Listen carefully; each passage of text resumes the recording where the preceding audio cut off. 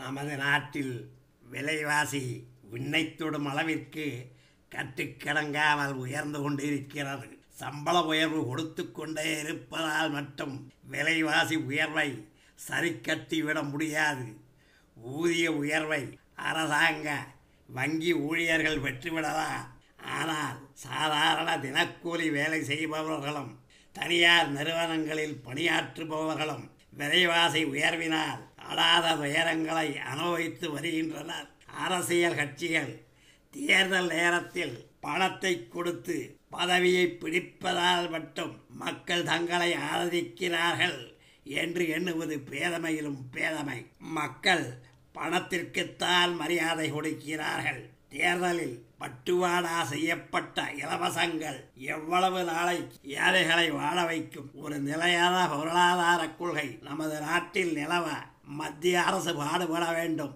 மாநில அரசுகளின் தன்னிச்சையான நடவடிக்கைகளை கட்டுப்படுத்தி அவர்கள் வருமானம் எந்தெந்த வழிகளில் செலவிடப்படுகிறது என்பவற்றை கண்காணிக்க வேண்டும். சட்டசபை கூட்டத்தில் கடைசி நாளான 11/1/2009 அன்று எதிர்க்கட்சி தலைவர் ஜெயலலிதா அவர்கள் கலந்து கொண்டு உரையாற்றியதை தினமலர் 12/1/2009 இதழில் வெளியிட்டுள்ளது. தினமலரில் வந்த செய்தியை அதில் உள்ளபடியே உங்களுக்கு சொல்ல விரும்புகின்றேன்.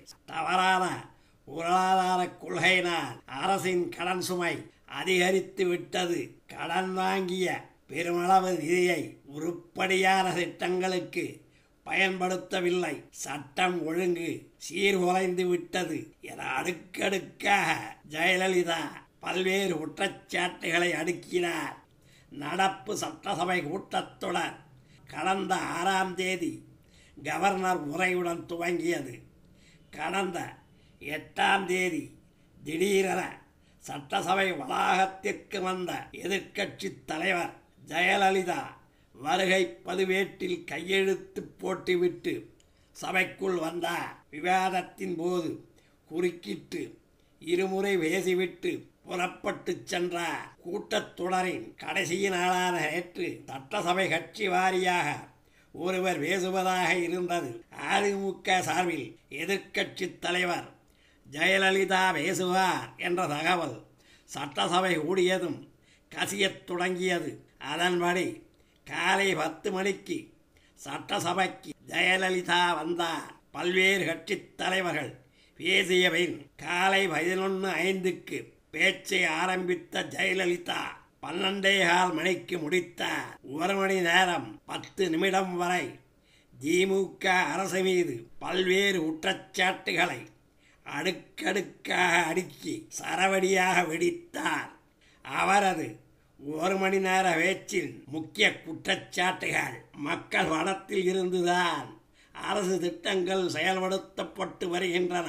அதற்கு முதல்வர் பெயர் வைப்பது நியாயம் கிடையாது. 21 லட்சம் குடிசை வீடுகளுக்கு பதிலாக கான்கிரீட் வீடுகள் கட்டித்தரப்படும் என்று அறிவிப்பு வந்துள்ளது. இதற்கு 12,600 கோடி ரூபாய் தேவைப்படும். இவ்வளவு பணம் எங்கே இருக்கிறது? முதல்வர் தன் சொந்த பணத்தில் இருந்து வீடு கட்டி கொடுக்கப் போகிறாரா? அதிமுக அரசு நல்ல நிலைமையில் வைத்துவிட்டு போன நிதி நிலையை இந்த அரசு பாழ்படுத்தி விட்டது. தவறான பொருளாதார கொள்கையினால் மாநிலத்தின் ஒட்டுமொத்த உற்பத்தி மதிப்பின் ஆண்டு வளர்ச்சி விகிதம் படுவீழ்ச்சி அடைந்து விட்டது. இந்தியாவில் மிகவும் குறைவான வளர்ச்சி விகிதத்தை பெற்றுள்ள மாநிலம் தமிழ்நாடுதான். மாநிலத்தின் வருவாய் பாழாக்கப்பட்டுள்ளது. வரிகள் மூலம் கிடைக்கும் வருவாய் பலவீனப்படுத்தி விட்டது. பற்றாக்குறை மிகப்பெரிய அளவிற்கு உயர்ந்து விட்டது. ஒட்டுமொத்த கடன் சுமை 90,000 கோடி ரூபாயாக அதிகரித்துள்ளது.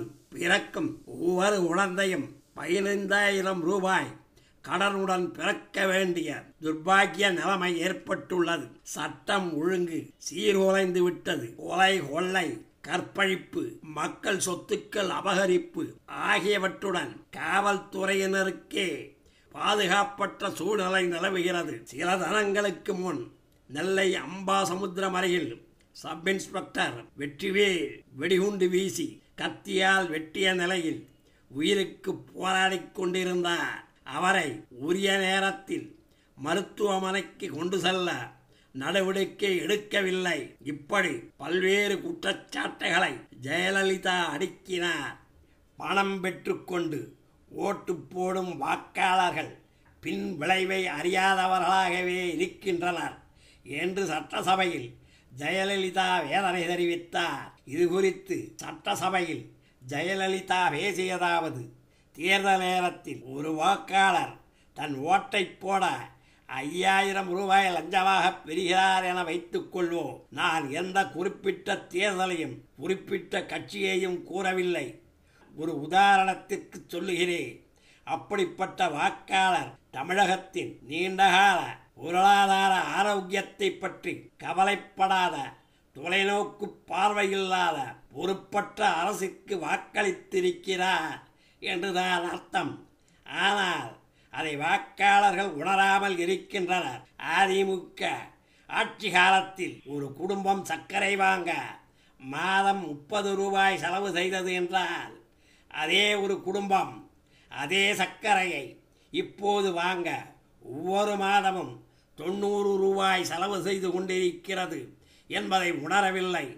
அப்போது செலவு செய்த 30 ரூபாய்க்கும் இப்போது செலவு செய்யும் 90 ரூபாய்க்கும் வித்தியாசம் 60 ரூபாய். 5 ஆண்டு கால ஆட்சியில் மாதம் 60 ரூபாய் கூடுதலாக செலவு செய்தார். இதுவே 3600 ரூபாய் ஆகிறது. லஞ்சமாக பெற்ற 5000 ரூபாயில் இருந்து சர்க்கரைக்கு மட்டுமே இவ்வளவு தொகையை செலவு செய்திருக்கிறார் என்பதை புரிந்து கொள்ள வேண்டும். அதே குடும்பம் மற்ற அத்தியாவசிய பொருட்களை வாங்க செலவிடும் கூடுதல் தொகையை சேர்த்து கணக்கிட்டால் 5000 ரூபாயை விட 5 மடங்கு கூடுதல் பணத்தை செலவு செய்து இந்த அரசுக்கே தீர்ப்பு செலுத்தி கொண்டிருக்கிறது என்பதையும் உணர வேண்டும். ஏற்கனவே நான் தெரிவித்த 15000 ரூபாய் கடனுடன் இதையும் சேர்த்தால் மக்கள் எப்படிப்பட்ட துர்பாக்கியமான எதிர்காலத்தை தங்கள் பிள்ளைகளுக்கும் பேர குழந்தைகளுக்கும் உருவாக்கி கொண்டிருக்கின்றனர் என்பதை புரிந்து கொள்ளலாம். கவர்னர் உரையில் கொத்தி உயிரெடுக்கும் நச்சு பாம்பாக மக்களை வாட்டிக் கொண்டிருக்கும் விலைவாசி உயர்வை கட்டுப்படுத்துவது குறித்து எதுவும் கூறவில்லை. வித்தைக்காரன் கதை. நாங்களும் ஆட்சி செய்துள்ளோம், திமுகவும் ஆட்சி செய்கிறது. ஆனால் இரண்டிற்கும் பெரிய வித்தியாசம் இருக்கிறது. ஒரு குழந்தைக்கு அடிபட்டு காயம் ஏற்படுகிறது அல்லது ஒரு நோய் ஏற்பட்டு குழந்தை பாதிக்கிறது, வலி தாங்காமல் அழிகிறது என்றால் உண்மையான பாசமும் அக்கறையும் கொண்ட தாய் நோயை கண்டுபிடித்து என்ன செய்ய வேண்டுமோ அதை செய்வார். ஆனால் அதே சூழலில் குழந்தையை வைத்து வித்தை காட்டி உழைப்பு நடத்தும் ஒரு வித்தைக்காரன் என்ன செய்வான்? எப்படியாவது அந்த குழந்தையின் அழுகையை நிறுத்தினால் போதும் என்று நினைப்பான். எனவே குழந்தையை என்ன நோய் தாக்கி இருக்கிறது என்பதை பற்றி கவலைப்படாமல் அழுகையை நிறுத்த சர்க்கரை கலந்த தண்ணீரை அந்த குழந்தையின் வாயில் ஊற்றுவார். குழந்தைக்கு நோயும் தீராது, பட்ட காயமும் ஆறாது.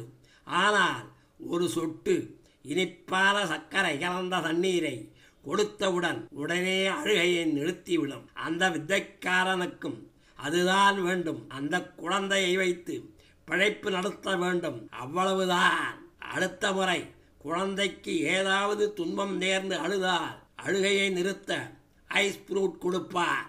இப்படி அவ்வப்போது எதையாவது காட்டி ஏமாற்றிக் கொண்டே இருப்பார். அப்போதைக்கு குழந்தையின் அழுகையை நிறுத்தச் செய்வார். அதை போலவே தமிழக மக்கள் விலைவாசி உயர்வு, வேலையில்லா திண்டாட்டம், மின்சார பற்றாக்குறை, சட்டம் ஒழுங்கு சீர்குலைவு, குடிநீர் பற்றாக்குறை, வேலையிழப்பு போன்ற பல துன்பங்களை சந்திக்க வேண்டிய அவல நிலைக்கு தள்ளப்பட்டு இருக்கும்போது இந்த பிரச்சனைகளுக்கு திமுக அரசு தீர்வு காணாமல் இலவச நிலம், இலவச கலர் டிவி, இலவச எரிவாயு அடுப்பு, இலவச வீடு என எதையாவது காட்டி மக்களை ஏமாற்றிக் கொண்டு வருகிறது. இந்த வரிசையில் 21 லட்சம் வீடுகள் கட்டித்தரப்படும் என அறிவித்தால் மக்கள் மகிழ்ச்சியை அடைவார்கள். அப்படி இன்னும் சில மாதங்களை ஓட்டிவிட்டு திடீரென தேர்தலை அறிவித்து விடலாம், அதில் வெற்றியும் பெறலாம் என திமுக கணக்கு போடுகிறது. சில காலம் பலரை ஏமாற்றலாம், பல காலம் சிலரை ஏமாற்றலாம். ஆனால் எல்லா காலத்திலும் எப்போதும் எல்லோரையும் ஏமாற்ற முடியாது. ஆட்சியில் இருந்தாலும் இல்லாவிட்டாலும் மக்கள் தொண்டாற்றுவதே எங்கள் லட்சியம். இவ்வாறு ஜெயலலிதா பேசினார். நன்றி, வணக்கம்.